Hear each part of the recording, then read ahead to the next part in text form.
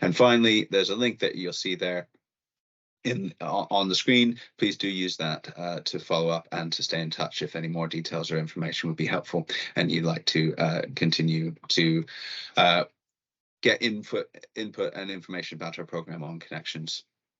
So that's just a bit of housekeeping. If we can move on to the next slide, I'll kick us off a bit more formally. Welcome everyone this morning to today's webinar on improving customer connections, in particular changing how transmission distribution companies are making improvements to better coordinate and better enable connections that are interactive across the boundary of transmission and distribution. We've got the agenda on screen now. You can see that effectively I'll give a very short overview of the context and the wider plan that we have, of which this is one key action. And then we'll have the main meat of the presentation in two phases, one around the design basically and the details for how actions we're taking to improve the coordination across transmission and distribution. And then we will also cover some of the details of what that looks like from an implementation point of view.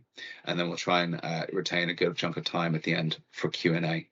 So I'll quickly introduce the speakers and panelists for Q&A now that you'll hear from, and then I'll crack on so we can make best use of the time. I mentioned, I gave a quick intro to myself with the Energy Networks Association, but you can see on the screen now, I'm joined by Matt White from UK Power Networks, Brendan Clark from SSEN Transmission, Dan Clark from National Grid Electricity Transmission, Ben Godfrey from National Grid Electricity Distribution, Matt Rivett from National Grid ESO, and Laura Henry from National Grid ESO. So this will be the panel and the team. They've been quite actively involved in this program. They'll run you through the details, and they'll also be available to participate in the Q&A at the end. So without further ado, propose that we keep going and jump right into it so we can get the most time for the details and the Q&A. Before we go too much into the details of the solution, I'll cover a little bit of the context and as a reminder, and also a little bit of the details about our action plan that we're hearing a bit more about today. In terms of the context, and I won't label this, as I'm sure everyone on the call will be well aware, but we are, of course, responding to a significant challenge the industry is facing around connections. It's worth reflecting that we have come a long way as a country and as an industry from the start of this journey, all the way back to 1992 when the first commercial wind farm was connected to the grid. We have over 50 gigawatts of renewable electricity projects since then now connected, and that's quite significant progress. But clearly much more work is needed to decarbonize, and much more work is needed to respond to the challenge we're currently facing. We recognize customers across the country are facing challenges in the length of time to connect to transmission and distribution systems. And for me, the stat that really calls this out the most is the fact that within the 12 months up until late last year, in that period alone, 164 gigawatts of new connection requests were received for transmission alone. So that, if you think about the size of the system peak currently and the amount of capacity we need, and that sudden and volume, really underlines the scale of the challenge we're facing and the scale of pace that's changing that we're needing to respond to. But in this framework, we know that not all customers and not all projects progress at the same rate. Many face the same challenges on financing and on planning that networks do, and only 30 to 40% of those projects go on to be successful. So one of the big things we need to do is we need to respond to how best to improve the flow and streamline the flow of the connections process. So I'll move over to the next slide where we launched an action plan collaboratively with all networks, electricity, distribution and transmission through the ENA Strategic Connections Group, with 3 core actions that we wanted to call out. And in one particular that we will deep dive on today. First, that plan, action 1, was to reform the distribution queue management. The second action was to reform and improve how transmission and distribution coordinate around providing connections that are interactive between the two networks. And finally, introducing new flexible and improved handling for storage capacity for storage customers. So those three actions are all part of our plan that was published back in April, and all three are active and in delivery, if design, if not implementation. And we'll jump into the details now of action 2, which is the topic for today. So we'll move on to the next slide. I'm going to hand over to Matt White in the first instance to take you through some of the details of the context and the solution that we're preparing and wanted to tell you more about today. Thanks, David, and welcome everyone. So why do we need to make these changes, and what have we been doing? So for the last 4 months, I think it is now, as David mentions, we've been working on a particular action, particular work stream, to really see if we can unlock some of that capacity that we've got available across the system. So we know that there's constraints on the transmission system, and we've seen collectively across our different areas that some of the lead times now are taking us right out to sort of 2038 and beyond. In terms of distribution projects, there are around 31% of distribution projects that are currently dependent on transmission reinforcement, and that's growing on a daily basis. We're still seeing lots of applications come in. From a distribution perspective, our customers have told us they're more agile, they're smaller, they're able to connect sooner, and some are ready to go. So how can we unlock this capacity for them? How can we better optimize the queues and some of that capacity that's currently sitting there, where schemes are taking a little bit longer to deliver than perhaps those that are ready to go? We know that we've got smart solutions like active network management, and you guys have been challenging us how to better utilize that. How can we use that to get customers on sooner?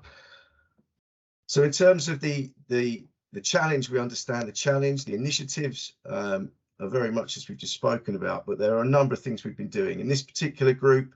Very much looking at how we can set a limit that we can work by, and use such things as active network management, DERMS, to make those short-term improvements and to better access some of that capacity. There are lots of ongoing initiatives. The SO 5-point plan that I'm sure you've all heard about. Flexible connections and G100 schemes that we roll out as business as usual today. And then there's the regional development programs that a lot of the DNOs have been working in collaboration with the ESO and with NGET to find those innovative solutions to allow you guys to connect sooner. Next slide, please. So what are we actually doing? What are these changes? What are technical limits? So working together, we've come together to basically work out a methodology whereby we can set a limit at the grid supply point. That's our interface point between the DNO and national grid, that will allow us to operate within that limit and utilise capacity that's currently available. This will be on an interim basis, a non-firm basis, and where curtailment is invoked, it will be on an uncompensated basis. But really, the aim of this is to give us that ability to better optimise what is available and allow those more agile and shovel-ready customers that may be lower down in the connection queue to come forward, connect earlier, but obviously not at any detriment to those that are doing the right things and still proceeding towards delivering connections that are unrestricted. We'll also be invoking a visibility and control aspect. So this is an additional overlay whereby the ESO will have the ability to also flex those limits where wider system issues are forecast to impose a constraint that we may not have foreseen, and also additional actions that may be required to maintain system stability and security. So really two aspects to this. From a D perspective, we'll be looking to flex our DERM systems, our active network management systems. At an ESO level, there'll be another layer of control and visibility just to make sure that we keep the system secure.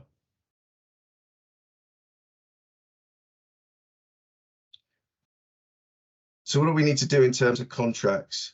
Well, as most of you probably know, for those that have got connections or are looking to connect, you'd have heard the term Appendix Gs, project progressions, statement of works. So across England and Wales, we've got a pretty well established process which incorporates Appendix Gs, and this helps us to keep track of the embedded connections that are looking to access not just distribution capacity but transmission capacity as well. And this is linked to the bilateral connection agreements that we have in place and the specific terms and conditions that are laid out within those connection agreements between ourselves as DNOs and the ESO. This ensures we've got transparency in the operation of our networks and that we can manage this solution effectively. Now in Scotland, it's slightly different. Appendix Gs haven't been set up yet, but there will be a phased approach to getting those in place. And there's been a great commitment from the Scottish companies to doing that. So that will be very much part of the first phase at work, starting to establish those Appendix Gs. Where Appendix Gs aren't in place in England and Wales, that's few and far between, they will need to be put in place to facilitate the technical limit solution. Next slide. I'll hand over to Matt just to run through the prerequisites for the first part of the works. Thanks, Matt. Morning, everyone. I'm Matt Rivett, the RDP Strategy Manager from the ESO. So, as Matt's already said, we're in a position where we've looked at options to roll out a new approach to managing capacity at GSPs. As part of that new approach, we've come up with some additional prerequisites or sort of criteria that each site needs to meet for it to move forward as part of the phased rollout. And I think, as Matt's alluded to, this will be a phased rollout. So for phase one, which we're sort of imminently look to move forward with, we're in the region of around 45 GSPs, which covers approximately around 15 gigawatts of capacity. We expect that number obviously to increase as we move into future phases and include more and more GSPs across the country. But primarily, some of the key things that I just want to pick out that we think are important that to be met before sites can move forward under this new approach are things like we need a SQSS Chapter 2 assessment to have been carried out by the TOs and to have been certified as not causing any additional challenges on the transmission system. We've got this definition of full at GSPs, so we're at the point effectively where reinforcement works have been identified as being required to connect additional capacity in those areas. As Matt's already said, one of the key areas that we want to sort of expand and build on the back of, in one of the original kind of outputs of some of the earlier RDP work, is the Appendix G Mark II. So evolving sites that are on a Mark 1 and deploying sites to a Mark II where that needs to happen. The subtle changes from a contractual perspective just allow for sort of better management of some of the terms and conditions. Matt's already alluded to the use of sort of new sophisticated DERMS technology to enable as much real-time utilization of available capacity as possible, which again, a number of years back perhaps wouldn't have been possible. So this new approach represents utilization of new technology as well. There are a few caveats around some issues with respect to fault levels, which we just need to be mindful of along the journey of the rollout. But I think as we move into future phases, we'll look at what more can be done as well to unblock some of those hurdles that aren't specifically related to thermal, but we wanted to try and get sites into a sort of bucket that we could move forward with pretty quickly.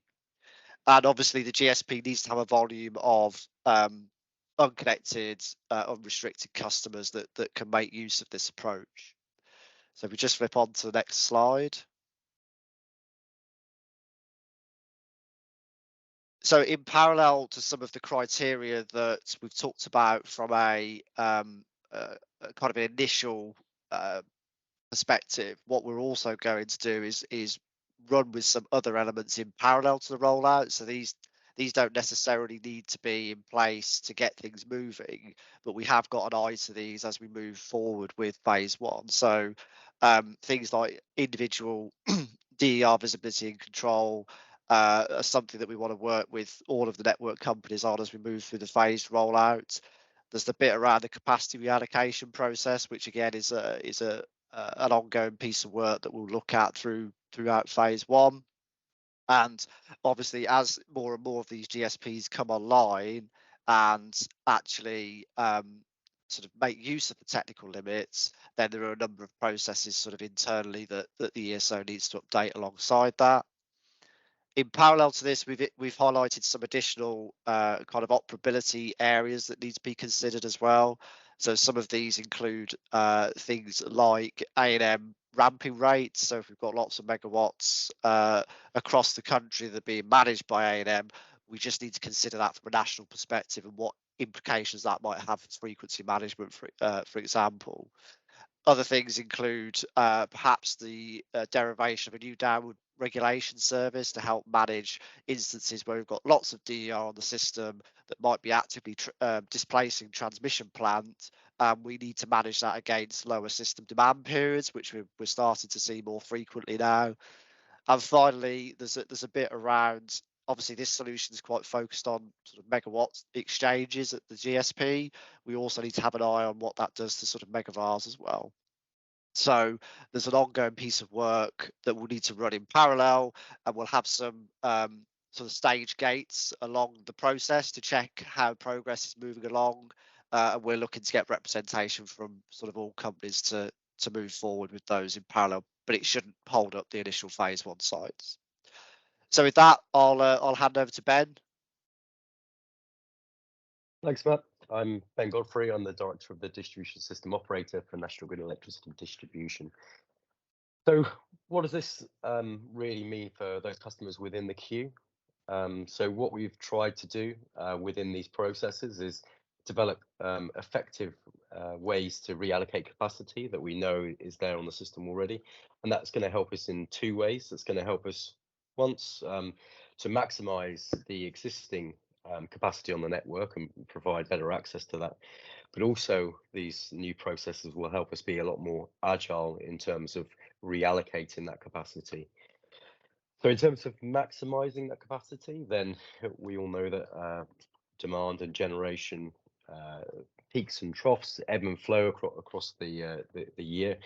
What we're doing is by having technical limits in place, that will allow us to take on a bit more of a risk-aware approach within the network operator space, and we'll be allowed to energize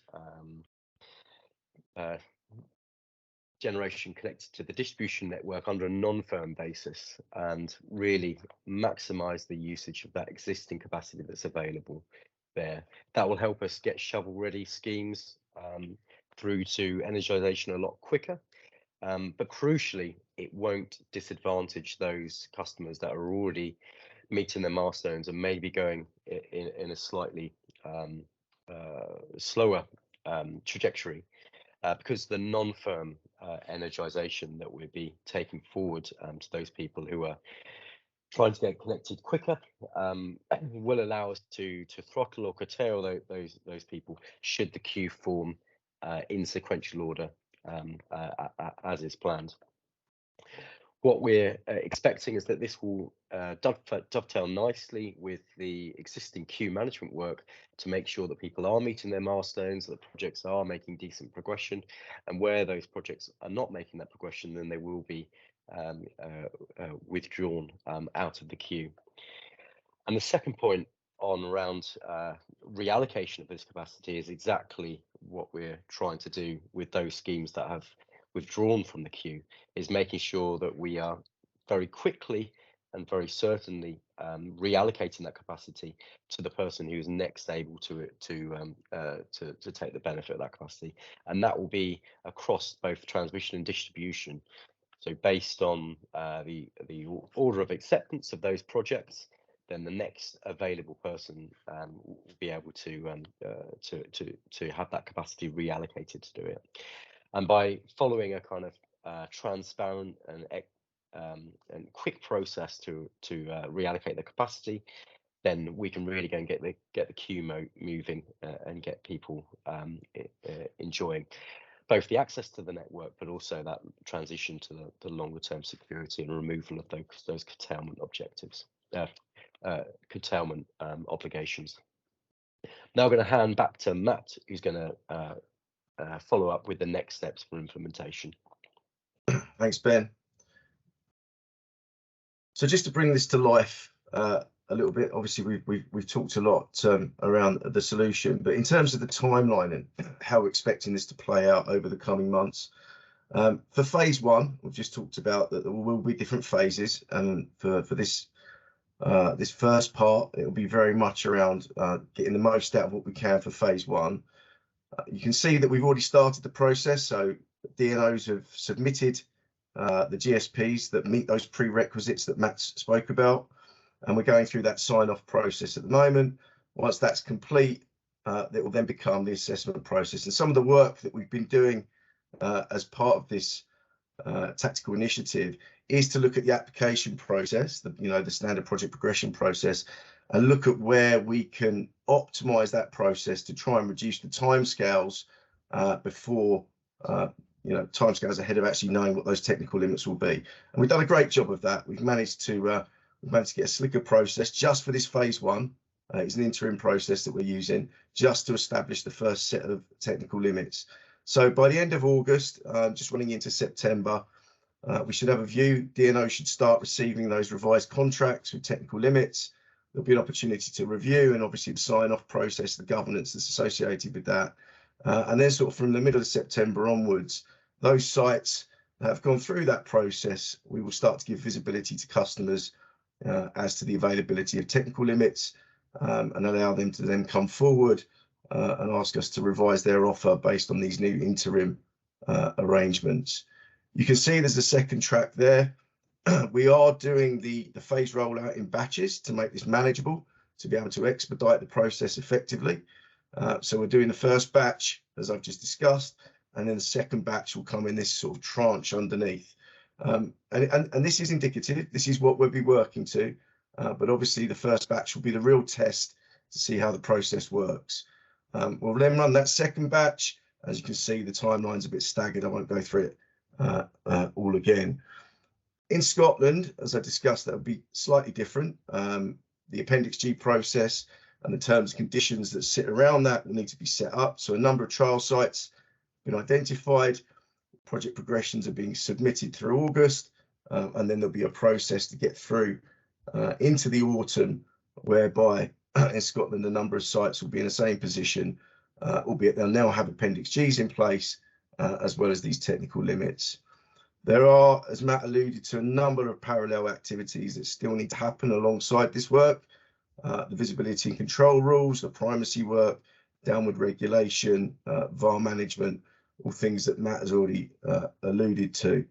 And of course, ongoing and has been a part of this work as we've gone along is that coordination with the 5-point plan and connections reform, very much looking to align, dovetail where possible, and obviously maximise where there are efficiencies between the different work streams.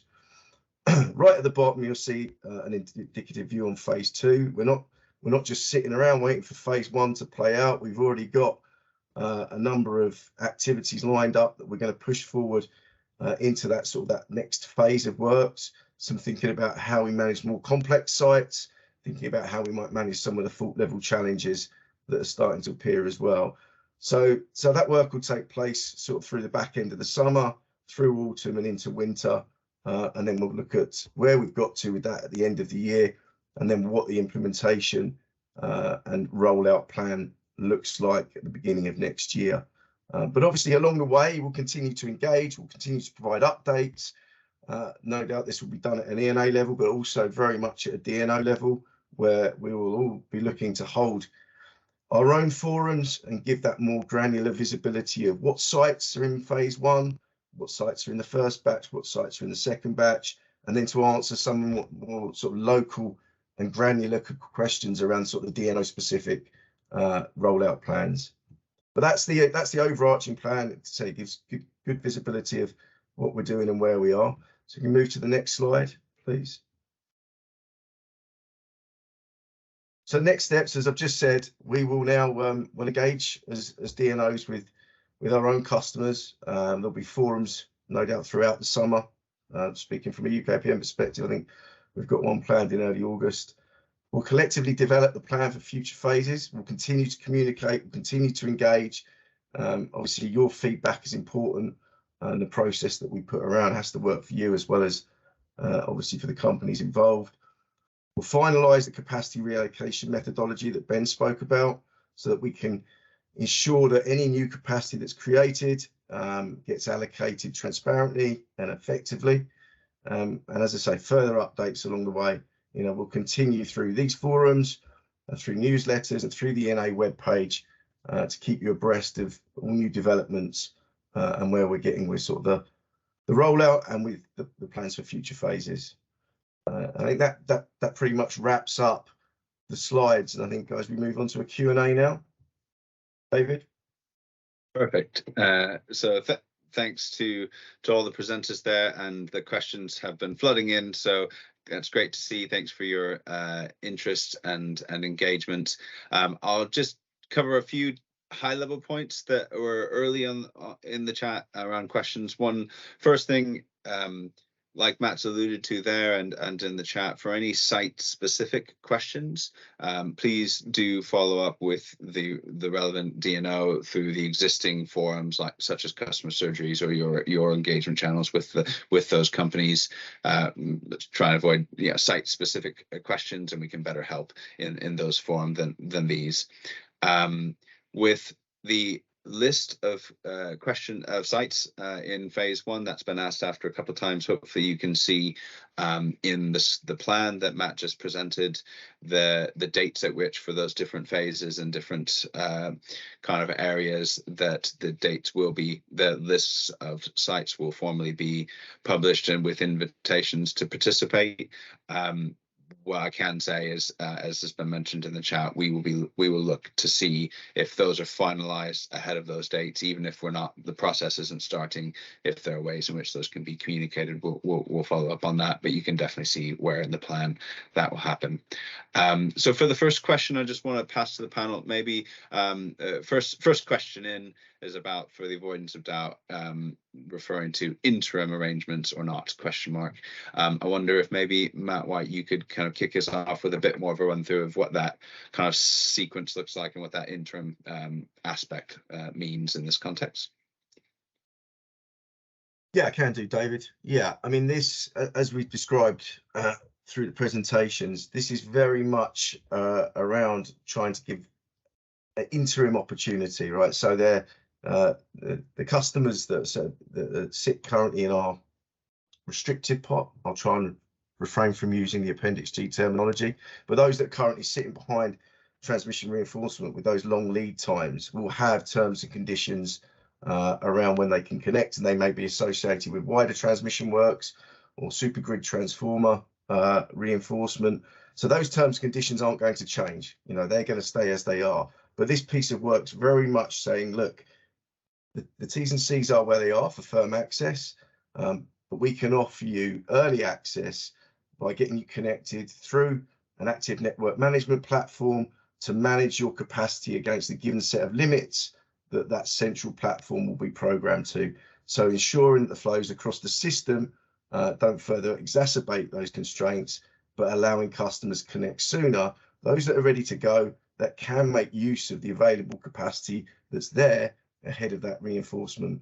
So yeah, very much sort of an interim option at this stage. Great. Thanks, Matt. Hopefully that helps answer the question.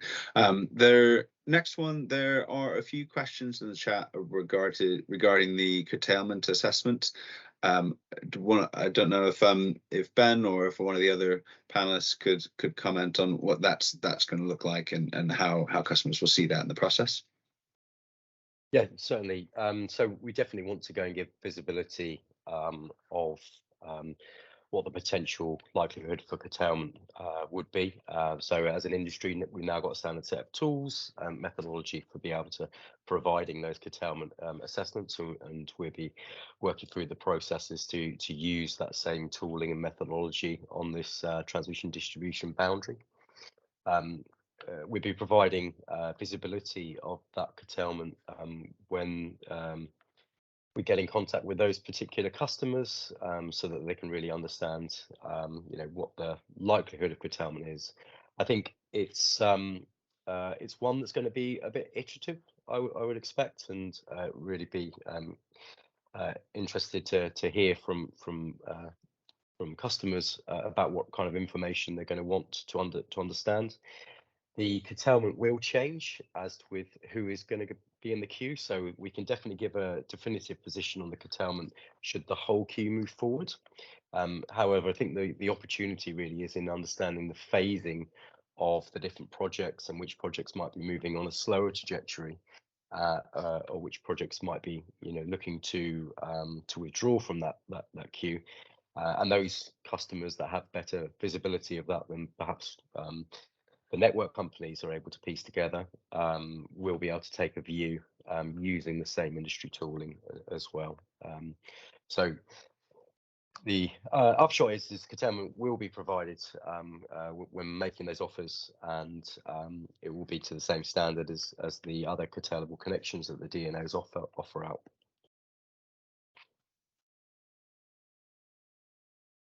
Thank you. Thank you very much. Hopefully that helps answer the question. Next up in the chat, there's a question around enabling works and how that's managed with multiple customers. So how if two customers require enabling works of the GSP, what are the criteria, or how is that handled in terms of order or coordination? I don't know if maybe some of our transmission panelists, either Brendan or Dan, could respond to that question.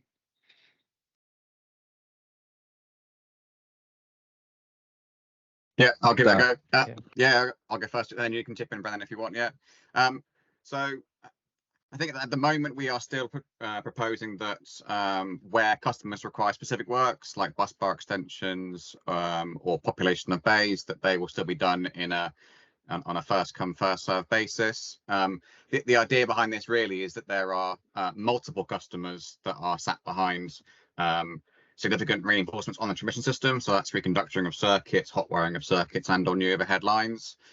Those works will still happen in the background. And all this technical limit is trying to do is trying to divorce customers from those long lead times and allow, as Matt and the other panelists have said, non-firm access on an interim basis to the system. So individual works for bays, bus bar extensions, new substations will still be reviewed and delivered in an optimized and coordinated fashion between TO and DNOs as well.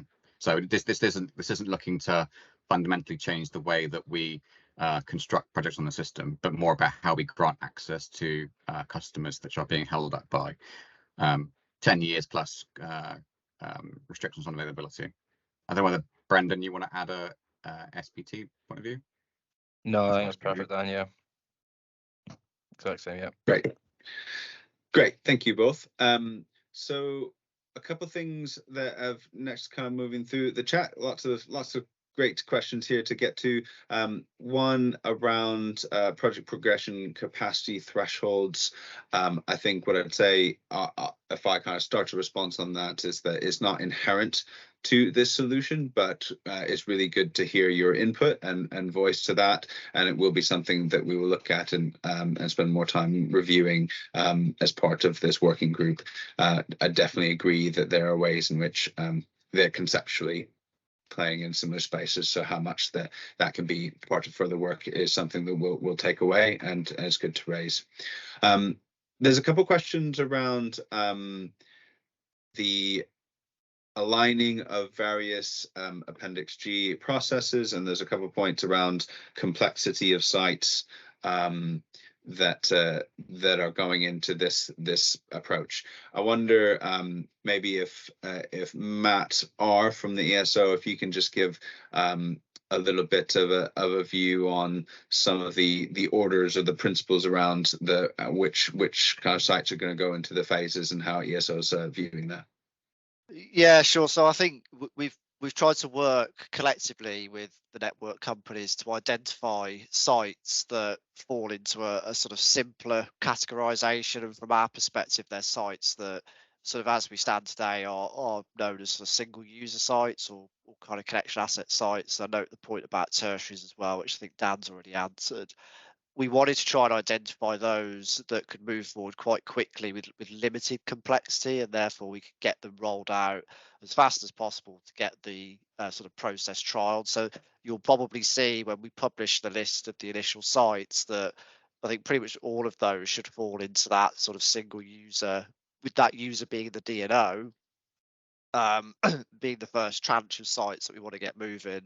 As Matt alluded to in his slides earlier, there are some more, well, we're all aware there are more complex sites out there that have multiple users connected to them, and that's going to be a focus for sort of phase 2 and beyond as we look to see how we can make this work when you've got more than one party that's effectively using capacity at the site. So we wanted to try and get a big tranche moving forward quickly, where there was limited complexity in getting the GSP limits piece moving, but we recognise that the future sites will also be picked up in phase 2 that need a little bit more thought. But we're actively working on that now as part of the working group. Thanks, Matt. That's hopefully that's helpful there. Next one coming to in the chat that I will I'll just cover off. There's a question about what the definition of shovel ready is, which I'll give from on behalf in a way of the distribution queue working group. So this definition has been used by the distribution queue working group, and will be, like Ben has described, is likely to form the basis of, but we are still kind of finalizing the exact process by which those capacity reallocations were made.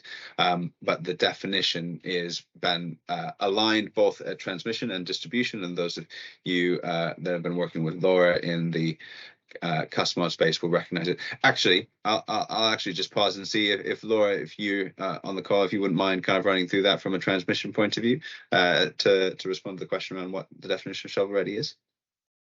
Yeah, sure. It's probably worth just maybe giving a very quick overview of where the queue management custom mod is as well. So that would be helpful very quickly. So CMP 376 is the queue management custom mod at transmission level, and that is currently with Ofgem for decision now. So it's linked very closely with the ENA queue management process as well. In terms of shovel ready at transmission level, it's something that kind of we're still working through at the minute, but essentially it would be where you are ready to start construction. But in terms of queue management, I guess there's links with the queue management custom mod there, because we are putting milestones into agreements, which would mean that we would be able to terminate customers if they haven't met them. So in terms of people being ready, they will need to be aligned with their queue management milestones as well. Thank you. Great, thank you, Laura. And I can confirm at the distribution level, we have been aligning the definition for distribution queue management of shovel ready. So so that means that there'll be the not exact word for word, but they will be the very same principles underpinning how those queue management decisions are done at transmission and distribution, and we covered there inherently also where they're interactive. Cool.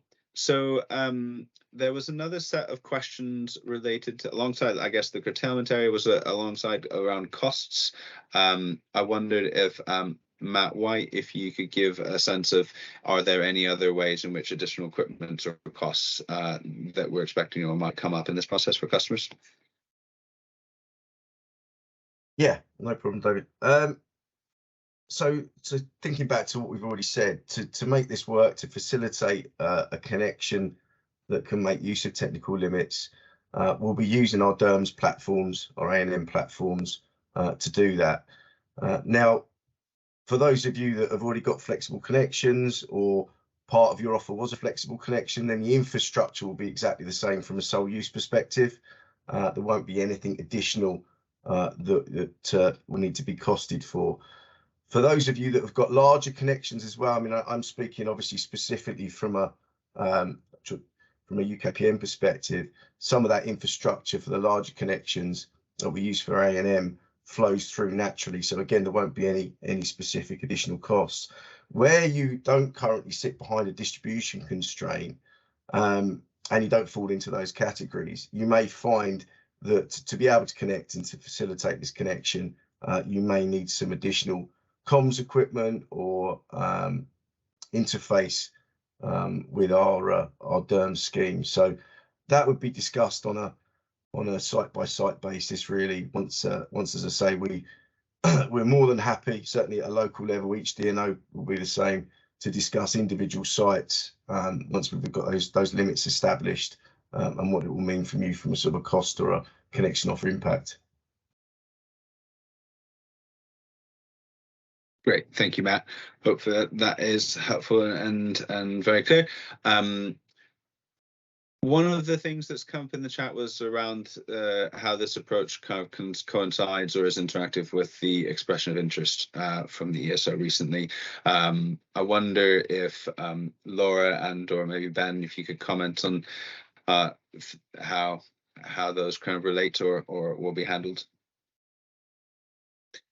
Yeah, I'm happy to jump in and answer that. So the expression of interest data that the ESO gathered has been shared with all the network operators, and I think the main outcome from that particular exercise showed the willingness and the clear ask from customers to accelerate those connections. And I think the work that we've done to date and the work that we're explaining today really delivers on that requirement to accelerate, particularly the smaller connections. Like across that EOI, there was a very large number of people responding, speaking from NGED's area, and they were a lot of them were distributed connected parties or parties seeking to be connected to the distribution network.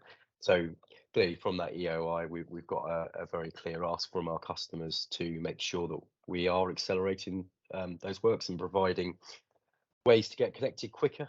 And hopefully the work that we're doing here today and presenting will sort of show that we've stepped up. We will be able to accelerate things on a non-firm basis through this methodology. The next steps in terms of the DNOs going out to the individual customers and looking at what this means on an individual basis, I think we'll build upon some of that EOI data, but we'll be very much looking to write out to all customers in our area who could benefit this, rather than just down selecting those customers who have responded to ESO's EOI. Can I just jump in as well, if that's okay? So in terms of just a quick update on what's going on with the construction planning assumptions as well, which is what the expression of interest was linked to. So the ESO is still working with all 3 TOs. And so as soon as they have been completed, we'll be able to see where customers can have an accelerated date and or reduced works. And we will be going back to customers on that. In terms of how it impacts the DNOs, we'll be talking to the DNOs directly, and then it will be for them to talk to those customers that have expressed an interest, as they are the ones that hold the relationship with those customers and can manage it from within their own queues. Thanks, Ben. Thanks, Laura. That's really helpful to cover, and yeah, as we touched on earlier, lots of activity in the space. So good to run through some of that in a bit more detail. One of the threads of conversation in the chat, I'll just call out and help answer around the participation in this solution. We had speakers from a smaller number of networks than exist in Britain, but I can very much confirm that all the networks are supporting the solution, working together, and active participants in the solution through the working group. So we can confirm that. We're just keeping the list of presenters shorter to facilitate time. More questions has been alluded to, but I very much can confirm that. So hopefully that's a positive thing that we can reiterate. Just going back into the chat, one other high level point, we will very much be distributing the slides as well as the recording from today, so we can confirm that. There's another question, I guess, another set of questions around, I think, around curtailment. It relates to will more data be provided around historic faults and outages, and who will conduct the curtailment estimate, noting that that's likely to be a bit more interactive across networks than curtailment estimates might have been in the past. I don't know if Matt, you can reprise a little bit on that topic and run through some of that. Yeah, I mean, again, can't speak for all the DNOs, but I think as Ben said, you know, we will in terms of the curtailment assessment, we'll endeavour to provide as much information as we can, as we do currently, where we've got constraints on our own network. So we'll be sort of testing that with customers along the way as well. As Ben said, I don't want to repeat too much. I mean, Ben's already sort of gone there. I mean, we're very much in the same position in that. You know, we'll look to provide as much information as we can, bearing in mind, obviously, some of the challenges that come along with that. In terms of more information around faults, outages, etc., again, that's probably a bit of a DNO specific question, but it's something that we've been doing and increasingly doing through some of the tools that we've got and through our open data portal as well. So I think it's probably one to have a conversation with on a more local basis at this point in time. But yeah, I think as much as anything, we try to stay as consistent as we can across the licensees, as you just alluded to, David. Everything that's been done within this work stream has been, you know, everybody's been involved in it across transmission companies, across distribution companies. So for this part, you know, this particular process and the elements that go around that, the activities around that, will be as consistent as we possibly can, noting that there will obviously be differences on a region by region basis. Great, thank you, Matt. Hopefully that's helpful, and clearly a big part of the solution for customer awareness. One of the other things, just pulling up next in the chat, there's a question around Access SCR. I think that what I'd highlight, I guess, from just to pick that up myself shortly, is that this solution and this initiative right now is not designing or trying to progress changes with Access SCR. That's very much within, you know, the conversations with Ofgem, and I think Ofgem will be aware that it's a new kind of update. Obviously, this just come in, so I'm sure there will be, you know, consideration for what that's looking like now in practice, but also that it's just landed. So we're not progressing changes with that as part of this solution. Happy to feedback that point in our discussions with Ofgem, who participate in the this connections group delivering this work, but emphasizing that it is separate and not something that we're changing or progressing through this work directly. So just going along, we've covered a few of those questions around EOY. There's a number of questions around how this solution will work for projects that are awaiting project progression. And I wonder if Ben, if you could cover that one from the distribution side. Yeah, certainly. So projects that are going through project progression at the moment will be required to continue to go through that project progression process, and we want to see the outcome for that. However, we won't need to wait for the outcome before rolling out this particular solution. So we will be able to offer accelerated energization to those particular projects. They will still need to adhere to the liabilities and obligations placed on the outcome or decided on the outcome of that project progression state process. So it may be that the customers will want to wait to see what they're going to their liabilities and obligations would be, but certainly